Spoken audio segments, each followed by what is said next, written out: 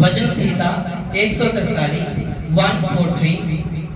हम इस वचन को पढ़ेंगे। इसकी हेडिंग है छुटकारे के लिए प्रार्थना। किसके लिए प्रार्थना? छुटकारे के लिए। यदि आप किसी भी चीज से जकड़े हुए हो, चाहे वो भूत है, चाहे वो प्रेत है, चाहे वो गंदगी है, चाहे वो नशा है, चाहे वो मारपीट है, चाहे किसी भी समस्या से आप जकड़े हुए क्यों ना हो, लेकिन बाइबल कहती है छुटकारे के लिए प्रार्थना। ये दाऊद की छुटकारे के लिए प्रार्थना है। हम इसे पढ़ेंगे इसको। हे यहोवा मेरी प्रार्थना सुन, मेरी प्रार्थना सुन। दाऊद परमेश्वर के सामने प्रार्थना कर रहा है, हे यहोवा मेरी प्रार्थना सुन। आगे, मेरे गिड़गिड़ाने की ओर कान लगा। हे परमेश्वर, जब हम प्रार्थना करते हैं, बहुत सारी समस्या में होते हैं, दुख में होते हैं, और उस वक्त हमें पता नहीं चलता कि हम क्या करें। उस वक्त हम करते हैं कि हम डॉक्टर देखते हैं। कुछ लोग डॉक्टरों के पास चले जाते हैं। कुछ लोग क्या होते हैं, कुछ लोग बाबाओं के पास चले जाते हैं। कुछ लोग क्या करते हैं, नशा कर लेते हैं। क्या करते हैं, वो कहते हैं कि मैं अपना गम भुलाने के लिए पीता हूं, वो इसलिए पी रहे हैं। लेकिन सबसे पहला और आसान तरीका, आप सबसे पहले यदि आपको छुटकारा चाहिए, यदि आपको बीमारी लग गई है, आपको दुख लग गया है, आप किसी भी समस्या में गिर चुके हैं, दुश्मन आपके विरुद्ध खड़ा हो चुका है, तो आपने सबसे पहले अपने परमेश्वर के सामने दुहाई देनी है। हालेलुया। क्या दुहाई देनी है? यहाँ दाऊद प्रार्थना करते हैं, हे यहोवा मेरी प्रार्थना की ओर कान लगा। उस वक्त जब आप समस्या में हैं, उस वक्त रोना नहीं है। उस वक्त आप परमेश्वर से कहें कि हे प्रभु मेरी प्रार्थना की ओर कान लगा। चाहे आप लंबी चौड़ी प्रार्थना ना करें, थोड़ी ही प्रार्थना करें, लेकिन ऐसे प्रार्थना करें कि यहोवा तुम्हारी प्रार्थना की ओर कान लगाए। हालेलुया। बोलो हालेलुया। जोर से बोलो। अगर सुस्त हो क्या? हाँ, तो आप जब आप परेशान हैं तो आपकी प्रार्थना परमेश्वर के कान तक पहुंचे। लेकिन आप जब प्रार्थना करते हैं, प्रभु तक प्रार्थना ही ना पहुंचे, उस प्रार्थना का क्या मकसद, क्या महत्व? उस आ रहा हूं प्रभु, उसकी ओर क्या कर, कान लगा परमेश्वर। प्रभु जो मैं रो रहा हूं, यदि आप रब के आगे रोएंगे तो रब पक्का सुनेगा। यदि आप बाबा के आगे रोएंगे तो बाबा नहीं सुनेगा। जब आप संसार के आगे रोएंगे, अपने पड़ोसी के सामने रोएंगे, तो आपकी बेइज्जती होगी। आप अपने पड़ोसी के साथ अपना दुख फरोलेंगे, वो आपकी बेइज्जती करेगा, वो आपको तुच्छ जानेगा, वो आपको कहेगा सारा दुख ही ऊपर ही आएगा। वो आपकी क्या करेगा, मजाक बनाएगा आपका दुख। आपको पता है कि मुझे क्या दुख है, लेकिन संसार आपके दुख को नहीं जानता। लेकिन प्रभु के सामने यदि आप रोते हुए प्रार्थना करें, तो प्रभु, बाइबल में लिखा गया, हे प्रभु, हे यहोवा मेरी गिड़गिड़ाहट की ओर प्रार्थना कान लगा। आप गिड़गिड़ाएं परमेश्वर के सामने। जो आपका काम नहीं हो रहा, सच्चे दिल से रोना शुरू करो। रब क्या किया? आप, एक बहन की गवाही है, उसके घुटने की हड्डी टूट गई, उसने अनेकों डॉक्टर देख लिए, वह उसको क्या ना हुआ, आराम ना मिला, और बहुत परेशान हो गई, जगह जगह दवाई खा ली, आराम ना मिला। और बाद में डॉक्टर ने बोला ये घुटना काट देंगे, इसकी टांग क्या कर देंगे, काट देंगे। अब जितने दिन घर ले जाओ तो उसके बाद ले आना। चले गए, डॉक्टर से दवाई ली, सब कुछ हो गया, ऑपरेशन की डेट ली, उसकी टांग काट दी गई। चर्च में वो जाती थी, वो चर्च में कुछ दिन नहीं जा पाई। उसने अपने बेटे को बोलना है, मेरे बेटे मैं चर्च में नहीं जा पा रही, ये ले दान पात्र में डाल देना। उसने एक एतवार नहीं तोड़ती थी बेचारी आंटी, लेकिन उसने क्या किया, खुद ना आई। जिस दिन उसने नहीं जाना, उसने 2 हफ्ते, यदि इस हफ्ते में ना आई वो, उसने इस हफ्ते का भी दान निकाल के रखना, और जिस हफ्ते जाना उस हफ्ते का भी दान निकाल के रखना। मतलब उसने दान नहीं, मतलब पीछे हटना, सब कुछ करती थी। लेकिन उसके बाद में टांग काट दी गई। उसने क्या करना, चर्च में नहीं जाना, घर पे रही। पहले वो चर्च जाती थी, चुगलियां भी करती थी, पाप भी करती थी, गलत काम भी करती थी, सब कुछ करती थी, और चर्च भी जाती थी, प्रार्थना भी करती थी, रोजा भी रखती थी। अब बताओ, ऐसी प्रार्थना का क्या मतलब, ऐसे विश्वास का क्या मतलब? कि आप बंदगी के साथ साथ गंदगी चला रहे हो तो उस प्रार्थना का कोई महत्व नहीं है मेरे अजीजों। अब डॉक्टर ने टांग काट दी, घर आ गई, फिर वो चर्च पे जाने लगी, फिर वही काम शुरू, वहां पे निंदा चुगली, फिर जाके लड़ाई झगड़ा करने लगी। उसकी टांग में थोड़ी सी खारिश होने लगी और थोड़ा सा उसे जख्म हो गया। वो खारिश करते करते करते उसकी पूरी टांग जो थोड़ी बच गई थी वो भी सड़ गई और डॉक्टर ने बोला अब इसको कैंसर बन गया है। अब क्या है, कैंसर बन चुका है। अब ऐसा करो, घर ले जाओ, ये कुछ दिन की मेहमान है, ये 4th स्टेज पर पहुंच गई है, लास्ट स्टेज इसकी है, अब ये कुछ दिन के बाद मर जाएगी, ले जाओ। रोना शुरू, रब क्या किया, अब उसको पता है कि मैंने मर जाना है। पहले उसको पता था डॉक्टर मेरी टांग काट देंगे मैं बच जाऊंगी, अब उसको पता है कि मैं क्या हो जाऊंगी। अब तो टांग काटने का डॉक्टर ने तो बोला ही नहीं है, अब तो बोला कि मैं मर जाऊं, तो मरने वाली है। अब वो क्या करने लगी, चर्च जाए गए तो चुप करके बैठे, चर्च जाए तो चुप करके बैठे, प्रार्थना करे तो चुप करके करे, बड़ी शांत शांत से। उसकी सहेलियां पूछे क्या हाल है तेरा, वो बेचारी दुखी हाथ में रोती रोती दुआ करे और उसने एक दिन परमेश्वर से प्रार्थना करी, हे परमेश्वर मैं सच्चे दिल से, हे यहोवा मेरी प्रार्थना की ओर कान लगा, हे परवरदिगार मेरी प्रार्थना की ओर कान लगा और मेरे गिड़गिड़ाहट की ओर ध्यान लगा। उसने प्रार्थना करना शुरू करी, हे परमेश्वर मैं मरना नहीं चाहती लेकिन मैं तेरे भवन में आके सेवा करना चाहती हूँ। प्रभु मैंने पाप किए, प्रभु आज से मैं पाप नहीं करूंगी। हे परमेश्वर मेरे गिड़गिड़ाने की ओर ध्यान लगा। पास्टर प्रचार कर रहा था, वो रोई जाए, पास्टर का प्रचार भी ना सुना जाए, क्योंकि इतना टूट गई, क्योंकि उसने अपने गुनाह को मान लिया, अपने पाप को मान लिया। जब उसने अपने गुनाह और पाप को मान लिया, दिल से प्रार्थना होने लगी। हालेलुया। जो बंदा अपने पाप गुनाह न मानता और वो कभी भी क्या नहीं करता, वो दिल से प्रार्थना नहीं कर सकता। जिसने पापों से माफी मांग ली वो दिल से दुआ करता है, रो रो के दुआ करता है। फिर उसको कहने की जरूरत नहीं है कि मेरी बहन दुआ कर, मेरे भाई दुआ कर, उसको कोई जरूरत नहीं कहने की, वो खुद ही भी रो रो के दुआ करता है। ये भी बहन अब टूट गई है, अभी निराशा की हालत में है कि कुछ दिन के बाद मैंने मर जाना है। हालेलुया। और इसने क्या किया, प्रार्थना की परमेश्वर के सामने की, हे परमेश्वर मेरी प्रार्थना की ओर कान लगा और मेरे गिड़गिड़ाहट की ओर प्रभु जी कान लगा, ध्यान लगा। उस पे जब गिड़गिड़ाहट की ओर प्रभु ने कान लगाया और इसका कैंसर की सहारा वायरस खत्म हो गया। ये बहन 1 महीना काट गई, 2 महीना काट गई, करते करते 2 साल, 4 साल, 5 साल, वो वह मरी नहीं, वह जीवित हो गया। हालेलुया। क्योंकि परमेश्वर ने उसकी प्रार्थना की ओर क्या लगाया था, कान लगाया था और उसके रोने की तरफ प्रभु ने ध्यान लगाया था। मेरे अजीजों आप भी जब दुखी हैं, परेशान हैं, बीमारी बड़ी नहीं है, हमारा सृष्टिकर्ता परवरदिगार परमेश्वर बड़ा है। आमीन। हालेलुया। हर परमेश्वर की महिमा करने लगी और ये परमेश्वर के अचंबा काम है। हालेलुया। इसलिए आपके लिए भी ये हे प्रभु काम कर दे, हे प्रभु कर दे। ये कैलेंडर खुद बना हुआ है कागज का, ये मेरा कुछ नहीं बना सकता। जो ऊपर बैठा है आसमान के ऊपर, जो स्वर्ग में है, वो सब कुछ कर सकता है। हालेलुया। आगे पढ़ो।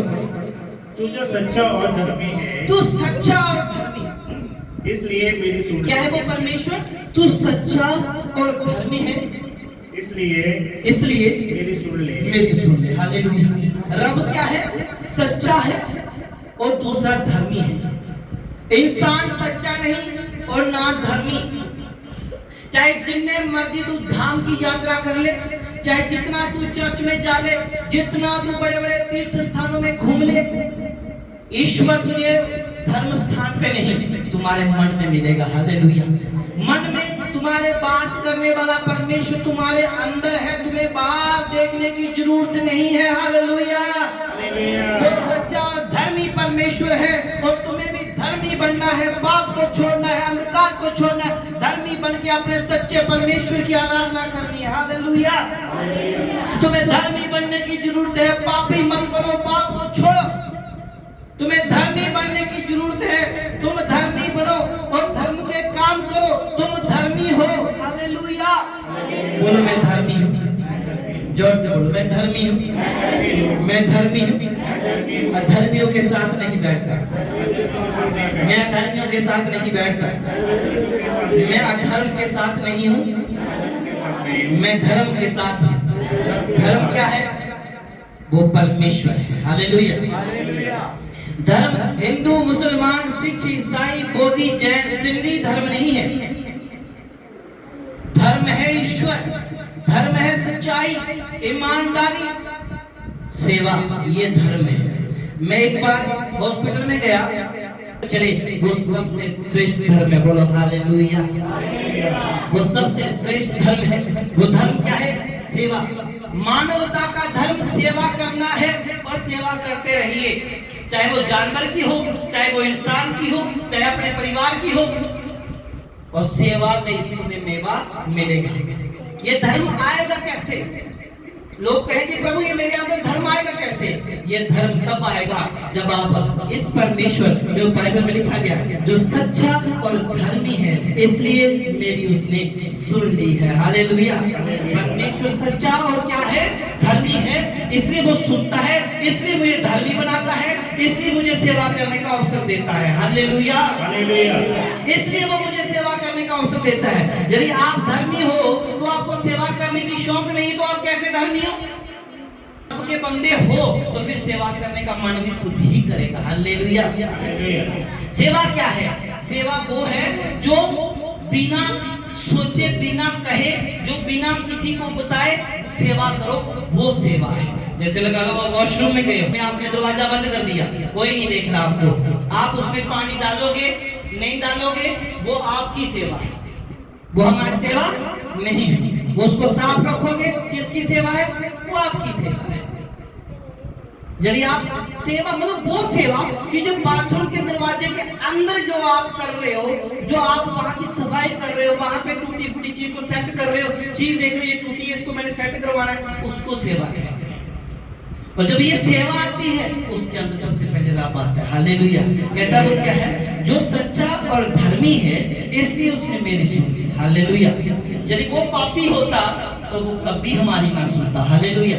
वो सच्चा है, धर्मी है, इसलिए वो हमारी सुनता है। आगे, और अपने दास से मुकदमा ना चला। कहता अपने दास पर मुकदमा ना चला, क्योंकि कहता है प्रभु दास के ऊपर मुकदमा ना चला। मुकदमा बोले तो केस, झूठे इल्जाम। आप कह सकते हैं कि आप मेरे पास बच्चा नहीं है, ये भी आपके ऊपर क्या है? शैतान ने मुकदमा लगा के रखा हुआ आपके ऊपर। देखिए इतनी देर से तू प्रभु में जा रही, तेरे पास बच्चा नहीं हुआ अभी तक। देख तू इतनी देर से प्रभु में चल रहा है, तेरा नशा नहीं छूटा। ये कर्जा है। ये क्या है? कर्जा है। ये कर्जा कैसे टूटेगा? जब हम प्रभु में, सेवा में, प्रार्थना में, उपवास में जब हम दृढ़ हो जाएंगे, वचन पढ़ने में, फिर ये मुकदमे के श्राप हमसे टूटेंगे। हालेलुया। आगे, क्योंकि कोई प्राणी तेरी दृष्टि में निर्दोष नहीं ठहर सकता। कोई भी प्राणी उसकी नजर में निर्दोष नहीं ठहर सकता, क्योंकि सबने पाप किया, सब परमेश्वर की महिमा से रहित हैं। सबने पाप किया, सब परमेश्वर की महिमा से रहित हैं। और परमेश्वर ने फिर हम पर क्या किया? अब इन पापियों के ऊपर दया दृष्टि की और हम आज प्रभु की उपस्थिति में बैठे हैं। हालेलुया। हम में से यहाँ किसी ने जवानी में पाप नहीं किया होगा तो बचपन में किया होगा। ये बचपन में नहीं किया तो जवानी में किया होगा। जवानी में नहीं किया तो शायद बुढ़ापे में आप कर रहे होंगे। है कोई धर्मी? यदि आपने आपको धर्मी कहे मैं ऊंची कास्ट से हूँ, मैं बड़ी कास्ट से हूँ, बड़ी कास्ट, छोटी कास्ट, बड़ी कास्ट मायने नहीं रखती, लेकिन तुम्हारा कर्म तुम्हारे लिए मायने रखते हैं। हालेलुया।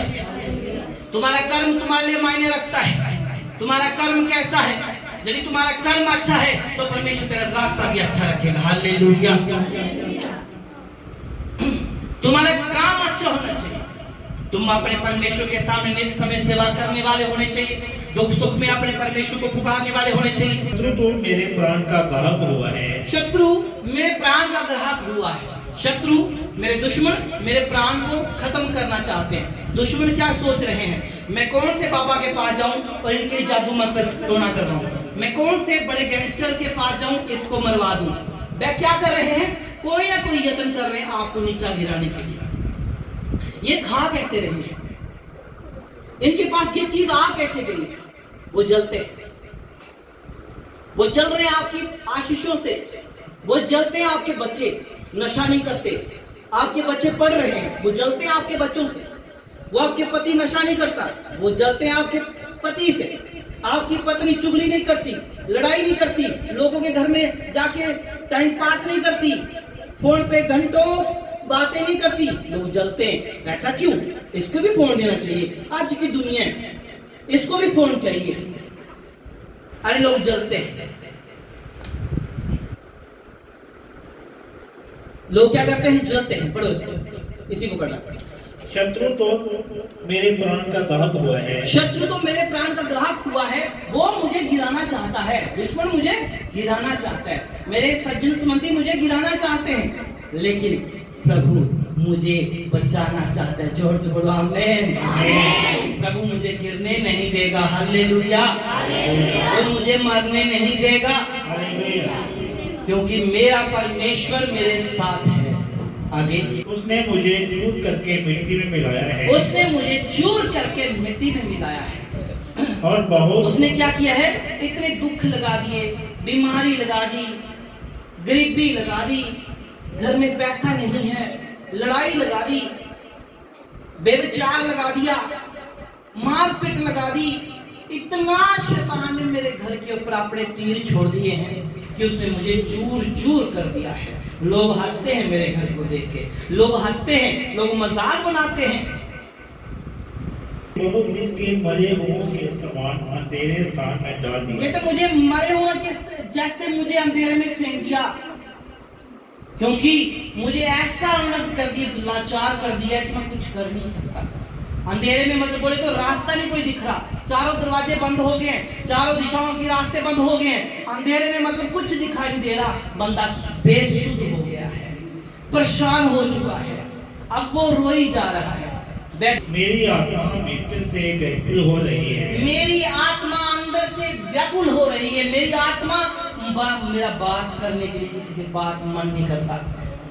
मेरे पास अच्छे सोने के गहने हैं, लेकिन पहनने का मन नहीं करता। रोटी अच्छी बनी है, खाने का मन नहीं करता। कपड़े अच्छे सिलवाए हुए हैं, पहनने का मन नहीं कर रहा। मन व्याकुल है, चिंता है अंदर, टूटी जा रहा है मन। ये चीज आने से मेरे घर में खुशी होनी चाहिए थी, उल्टा मेरे घर में दुख। मुझे प्राचीन काल के दिन स्मरण आते हैं। फिर से बोले, मुझे प्राचीन काल के दिन स्मरण आते हैं। मुझे प्राचीन काल के दिन स्मरण आते हैं। मुझे पिछले जमाने के क्या आते हैं? सपने आते हैं। पिछले जमाने की चीजें दिखती हैं। पुराना समय दिखता है। बचपन में मैं अपनी माँ के घर का थी, तो माँ के घर में मुझे सब कुछ मिलता था। मेरी माँ ने मुझे कभी काम नहीं करने दिया, मेरे बाप ने मुझे कभी काम नहीं करने दिया, मेरे माँ बाप ने मुझे संभाल के रखा। मैं तो कभी मुझे थप्पड़ नहीं मारा। उसे प्राचीन समय की बातें याद आती हैं। उस वक्त मन व्याकुल है, मन परेशान है, लेकिन माँ की घर की, बाप की घर की बातें याद आ रही है। आगे, मैं तेरे सब अद्भुत कामों पर ध्यान करता हूँ। अब आपने सब कुछ करते हुए, आपने क्या करना है? सब कुछ छोड़ते हुए, सब कुछ ना याद करते हुए प्रभु के उस कामों की ओर ध्यान लगाना है, उसके चमत्कारों की ओर, उसके वचन की ओर ध्यान लगाना है, क्योंकि उसका वचन आपको गिरने नहीं देगा। आपका मन जो व्याकुल है वह शांति से भर जाएगा। हालेलुया। जब आप व्याकुल होंगे, शांति से मन भर जाएगा, क्योंकि आपने उसके वचन की ओर अपना मन लगाया है। आगे, और तेरे कामों को सोचता हूँ, और मैं प्रभु के कामों को सोचूंगा। आप मत सोचिए मेरा पड़ोसी मेरे लिए दुश्मन है, मेरी गवर्नमेंट मेरे लिए दुश्मन है, मेरे लोग मेरे लिए दुश्मन है। मत सोचिए, कोई दुश्मन नहीं है। आप परमेश्वर के वचन की ओर ध्यान लगाएं। आगे, मैं तेरी ओर अपने हाथ फैलाए हुए, मैं तेरी ओर रहा, किसी की ओर हाथ नहीं फैलाना। यदि आपके घर में आटा चावल नहीं है, कोई बात नहीं, कल आ जाएगा, लेकिन तुम सबसे पहले अपने परमेश्वर के सामने हाथ फैलाओगे। हे परमेश्वर, तू भूखों को अन्न देता है, तू प्रभु भूखों को प्रभु मन्ना देता है, तो प्रभु मुझे भी एक दिन भूखा रहने की शक्ति दे।